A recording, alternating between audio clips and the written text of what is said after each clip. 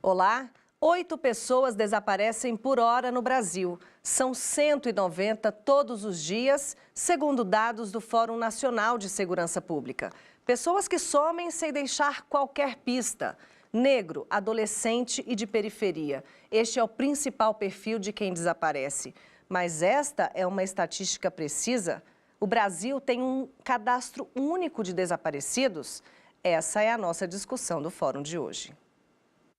A Lei 12.127 de 2009 aponta o Ministério da Justiça como órgão responsável pela manutenção da base de dados sobre o desaparecimento de pessoas. O Cadastro Nacional de Desaparecidos é alimentado por parceiros da rede SAP e acontece de forma descentralizada. A falta de atualização é uma queixa constante de famílias que tentam seguir a vida sem notícias, como Vitor Belfort. Ele publicou em uma rede social um desabafo sobre o desaparecimento da irmã Priscila. Pri, já se passaram 14 anos desde a última vez que nos vimos. Confesso que nunca imaginei que isso poderia acontecer. Mas não vou perder meu tempo, pois para quem fica, esse assunto é pior que a morte. Creio que o desaparecimento é um eterno enterro, até que o caso seja solucionado. Muitas famílias sofrem com isso, e só elas sabem o quanto isso é doloroso. Priscila Belfort desapareceu dia 9 de janeiro de 2004 e as circunstâncias nunca foram esclarecidas pela polícia. Para discutir o assunto, estão comigo aqui no estúdio Edel Torres, especialista em direitos humanos e professor, e Ricardo Paiva, membro da Comissão de Ação Social do Conselho Federal de Medicina e coordenador da campanha de prevenção ao desaparecimento de crianças e adolescentes. Muito obrigada pela presença de vocês. Sejam bem-vindos ao Fórum. Edel, qual é o conceito de pessoa desaparecida? Bom, não existe tecnicamente um conceito, mas nós lidamos com a ideia de desaparecida a pessoa da qual não se tem notícia a partir de uma fonte confiável ou de um parente, porque ela mudou a sua rotina. As autoridades policiais lidam mais ou menos com essa ideia, apesar de não termos esse conceito próprio. Bom, Ricardo.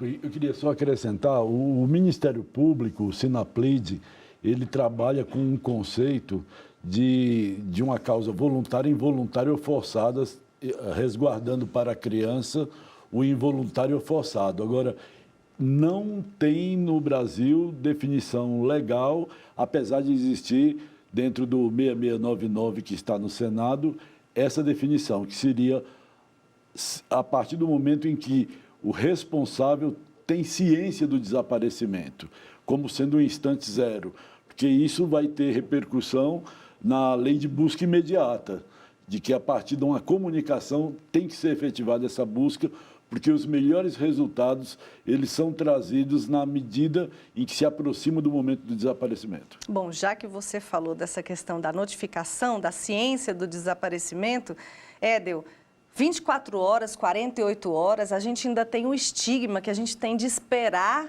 para notificar esse desaparecimento. Qual que é a regra mesmo? As pessoas criaram e acreditam que exista um prazo, uns falam em 24 horas, outros 48 horas. Na verdade, não existe prazo alguma na legislação. O que se coloca é que a partir do momento em que a pessoa quebra a sua rotina, né, diária, a sua rotina corriqueira, ali, a partir daquele momento, os seus parentes, enfim, pessoas próximas, podem já sinalizar o desaparecimento. O que acontece muitas vezes é que a saída momentânea dessa rotina não justifica que as pessoas busquem as autoridades públicas, registrem boletins de ocorrência, ou seja, movimentam toda a máquina pública e a pessoa aparece logo em seguida. Então, criou-se essa ideia de 24 horas, mas no sentido assim de, será que realmente foram feitas as buscas? Ligou no trabalho, ligou nos parentes, nos amigos, nos locais onde essa pessoa possa estar, mas tecnicamente não tem questão de prazo, não. Ricardo, o Conselho Federal de Medicina, que você aqui representa, fez um alerta recente na Comissão de Direitos Humanos, especificamente sobre o desaparecimento de crianças e adolescentes. Que alerta foi esse? Pois é, nós temos uma situação, aqueles dados que hoje são mostrados que 600 mil pessoas desaparecem no Brasil, e quando você olha a região norte, por força de fronteira ou por força dos igarapés, onde saem, algumas crianças que nascem não são nem registradas e depois são traficadas ou que morrem e não passam pelo Estado. Nós entendemos que a proteção dessa criança ela tem que ser dada com uma situação de peculiaridade, já que a tendência é se mostrar como desaparecidos de maneira geral, mas o grau de vulnerabilidade, o grau de fragilidade, de não ter voz e esse tráfico para trabalhos forçados, prostituição, tem que ter um cadastro, fazer parte de um cadastro maior, mas tem que ter um cadastro específico para crianças. Sim, existem muitos perfis de pessoas que se encontram, como o colega fala, em situações de vulnerabilidade social. Essa questão do jovem, do adolescente, da criança e do adolescente, é algo realmente muito delicado, que tem que ser enfrentado com uma importância por parte do Estado, porque realmente o tráfico de pessoas existe, o número é gigantesco, isso movimenta muito dinheiro ao redor do mundo, porque existem máfias, redes criminosas por trás dessa conduta, transportando crianças, muitas para fins de adoção ilegal, muitas também para tráfico de órgãos, que é outra realidade também nefasta que existe. Então, aliado a esse perfil de pessoas que estão mais vulneráveis, existem também pessoas idosas, pessoas que sofrem de algum tipo de transtorno mental. Existem vários grupos que já foram identificados como estariam perto mais de uma maior vulnerabilidade. A gente falou de um perfil, né? Adolescente, negro, morador de periferia. Qual é a mensagem que esse retrato passa para a gente? O primeiro é que a situação de achar criança desaparecida, nós temos uma informação assim muito alvissareira, que é o Paraná e o Rio Grande do Sul, eles encontram 90% dessas crianças, como os Estados Unidos e os países que adotaram o alerta Amber. Então, primeiro que tudo, a celeridade em chegar ao local tão logo haja o desaparecimento e desencadear, colocar a foto em árvores, num raio de 100 metros, em postes, em avisar o infraero, em avisar a Polícia Rodoviária Federal e, no caso, nos Estados Unidos e nos países que adotam o alerta Amber, colocar essa foto por SMS, mas, ao mesmo tempo, ter o reconhecimento de que a exclusão social, o modelo social que não inclui, que não oferece uma assistência de educação integral, que não oferece capacidade de lazer, cultura, esportes, ela vai expor muito mais essa criança e que seria talvez um gasto muito menor você investir na periferia, dando condições dessa criança e esse adolescente se desenvolver, instalar um serviço de assistência social que pudesse identificar e trabalhar esses casos, porque depois que acontece essa busca no nosso país, onde o Estado é descomprometido com essa procura, haja visto que não temos um cadastro, a verdade é que não temos um cadastro, e sequer temos um boletim de ocorrência que caminhe diretamente para um cadastro, nos faz trabalhar em algo que não vemos o resultado, embora ele exista. Como é que é esse processo hoje, Éder?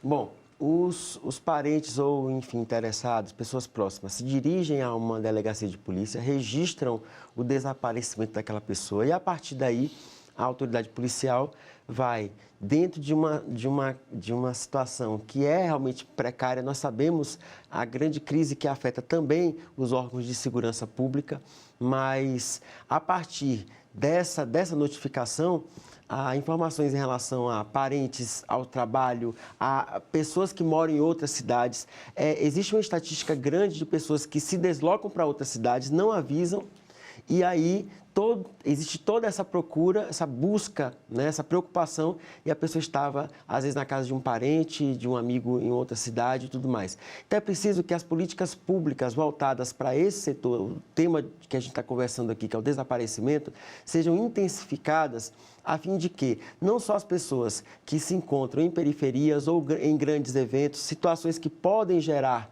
desaparecimento, é preciso que haja um fortalecimento dessas políticas, né, em relação a isso, e também no tocante ao cadastro, a fim de que o grande problema da subnotificação dos dados, isso seja realmente enfrentado com seriedade no Brasil. O que é a subnotificação?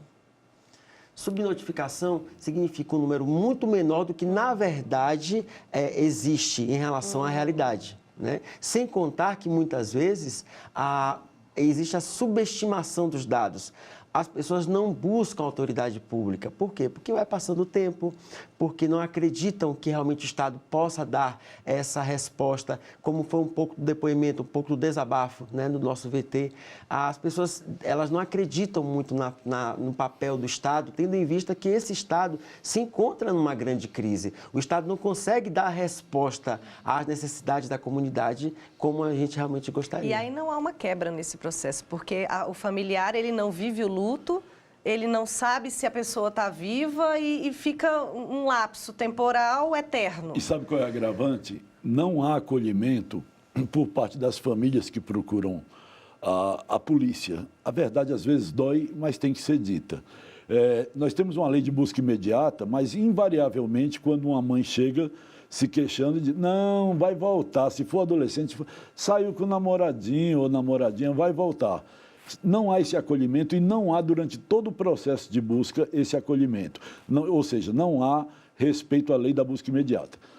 Segundo ponto, o boletim de ocorrência é entregue, ele deveria caminhar se houvesse um cadastro, diretamente pela autoridade pública. É entregue à família. Em 20% dos casos, familiares estão envolvidos com a venda. Ora, se dentro desses 20% recebe boletim de ocorrência, não vai fazer mais nada. Não pode dizer que não deu ciência, mas mais uma razão para se ter um cadastro onde o boletim de ocorrência, seja por qualquer autoridade policial, vá para o cadastro. E a não existência do cadastro é um crime de lesa humanidade, porque o Estado de Direito prevê, dentro da Declaração dos Direitos Humanos, o direito de cada pessoa à vida. E se desaparece e o Estado não vai atrás, cadê o compromisso com a vida? É alarmante mesmo. Eu vou pedir só um minutinho para vocês, porque agora a gente vai precisar fazer um intervalo, mas já já a gente continua a nossa discussão. E você aí de casa também não saia daí, a gente volta já já.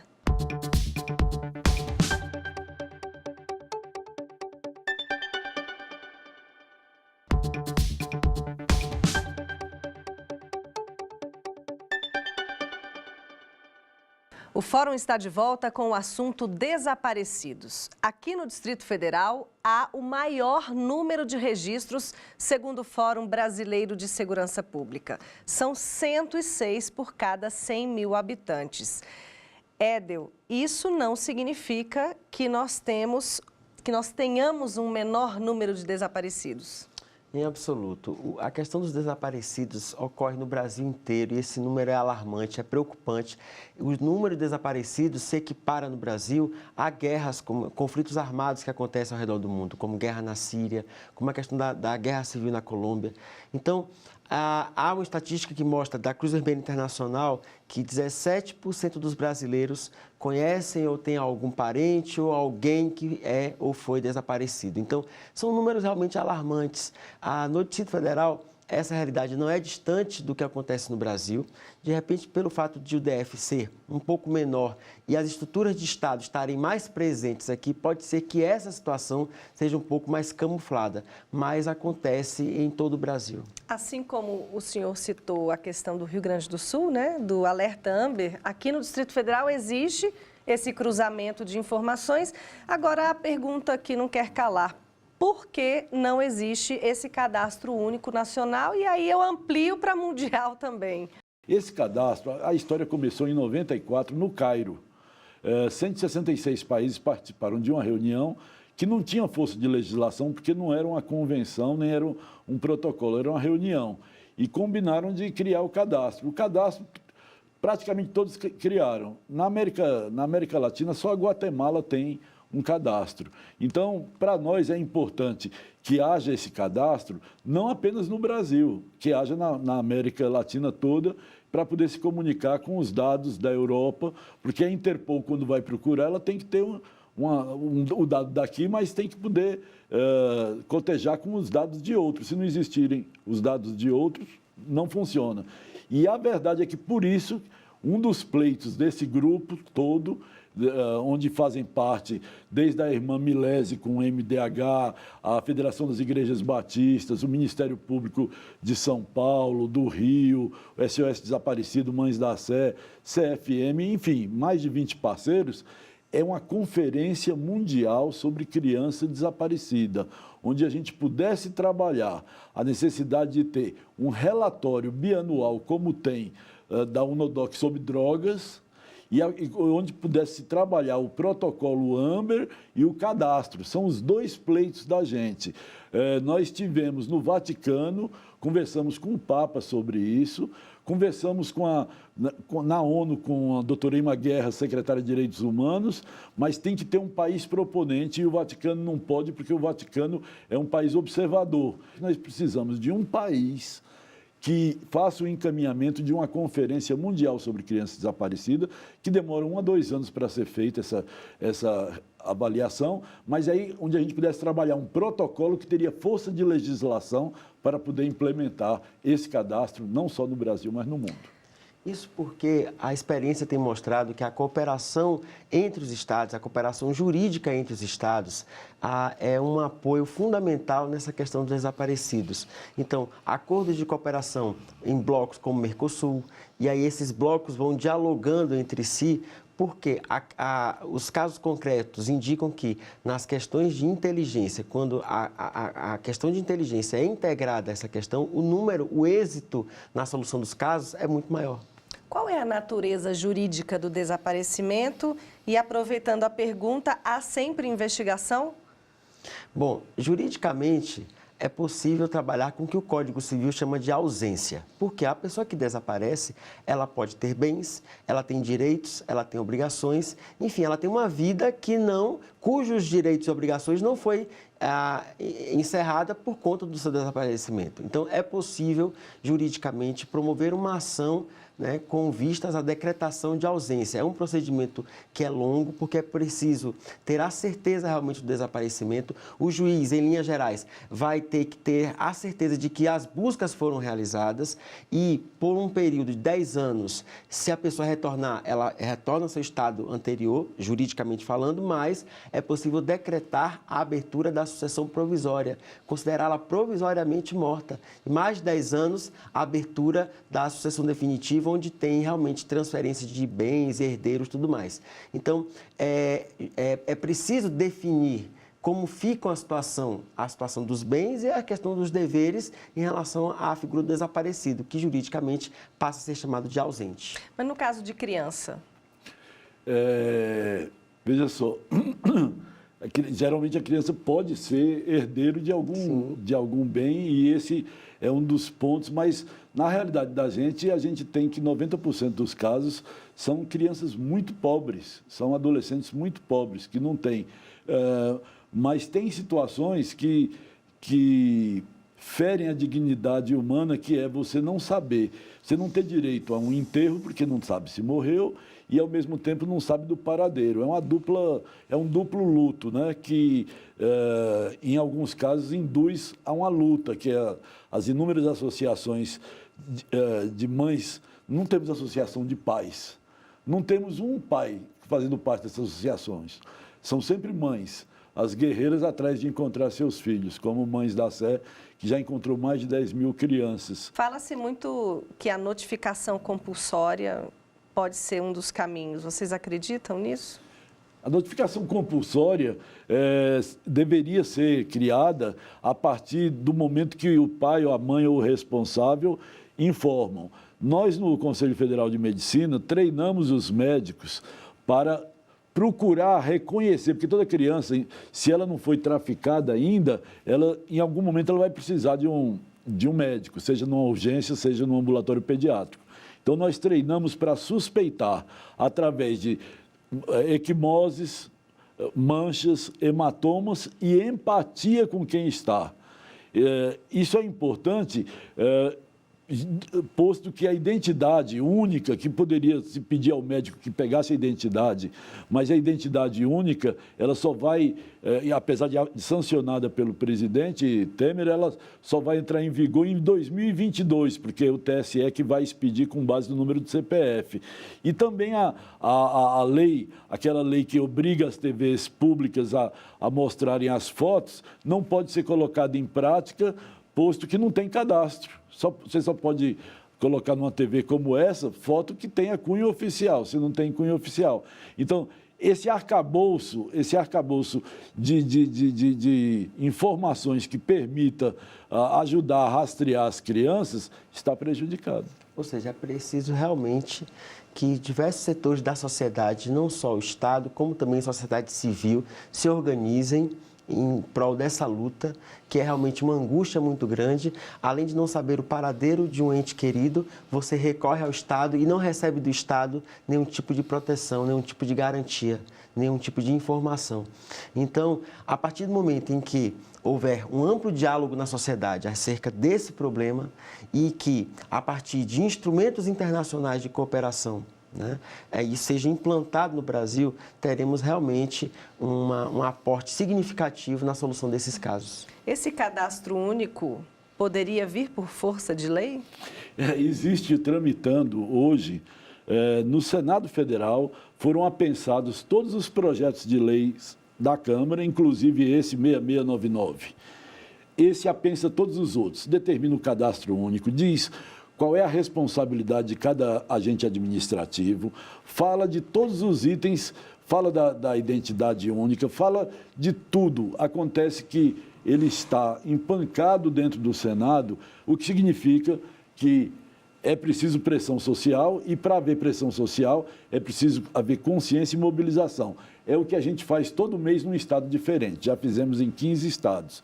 Mobilizamos as associações, o Ministério Público, a polícia e a população em debates para esclarecer isso que estamos conversando aqui. E aí pode ser uma vantagem a questão do Sistema Único de Segurança Pública, o SUSP, recentemente implantado, o SUSP trabalhar em integração com a figura do cadastro, que é urgente, é para ontem a criação desse cadastro. A partir de dados como, por exemplo, do Anuário de Segurança Pública, o último é de 2018, com base em 2017. Ou seja, é preciso alimentar isso com as informações que são geradas pela própria sociedade. Então, acreditamos em tempo real, isso. Inclusive. Então, acreditamos que venha um período em que essas informações e todo esse trabalho que é realizado pelas autoridades públicas, pela sociedade, por associações, por pessoas que são engajadas em questões de boas práticas, tudo isso possa confluir para uma resolução desses casos, de forma efetiva. Existem alertas regionais? No Rio Grande do Sul, Paraná e Santa Catarina, eles criaram um cadastro de cada um, dialogando em tempo real, e criaram um manual de procedimentos que só não é igual ao Alerta Amber, porque no Brasil é preciso de lei específica para poder mandar um SMS com uma foto, porque as operadoras podem ser processadas. A única liberdade que eles têm é quando for caso de defesa civil. Então, mas no Rio Grande do Sul, tirando a questão das fotos por telefone, é igual ao Alerta Amber. E isso trouxe um resultado. Primeiro, o Paraná, que tem a CICRID, Secretaria de Criança Desaparecida, e atingiu 90% a 95%. Teve um ano, o ano de 2017, que acharam todos os casos. Um só, o pai tinha matado a criança, descobriram também. Ou seja, resolveram todos. O Rio Grande do Sul já vai com 90%. A DECA do Rio Grande do Sul já consegue esse resultado. Então, é uma prova de que existe solução. Agora, passa pelo cadastro, passa por esse cadastro poder ser acessado por todos. e haver um diálogo. Uma rede. E existe também a questão das pessoas sequestradas, né? Pessoas que, num primeiro momento, vão ser lá nas delegacias de polícia, a ocorrência no boletim é para sequestro, mas como essa pessoa pode não retornar, qual é em que situação ela está enquadrada? Na questão do crime de sequestro ou ela passa a ser uma pessoa desaparecida? Né? É outra questão que é muito interessante de se lidar e é muito delicada também, porque enquanto estamos ali na questão da procura em relação ao crime, que é o de sequestro, mas o tempo passa, 1 mês, 2 meses e até anos. E aí, tudo bem que o sequestro é um crime continuado, mas ela acaba entrando para a estatística de pessoa desaparecida. Tem um dado que eu queria ressaltar. Quase todos os projetos de lei, eles querem juntar um cadastro só. Se você pegar o perfil, crianças e adolescentes, os desaparecidos políticos e os idosos. Nós não somos absolutamente contra que... O que nós entendemos é que, quando você cria dessa maneira, os desaparecidos políticos, eles hegemonizam a mídia. Tá certo? E é como se houvesse uma disputa.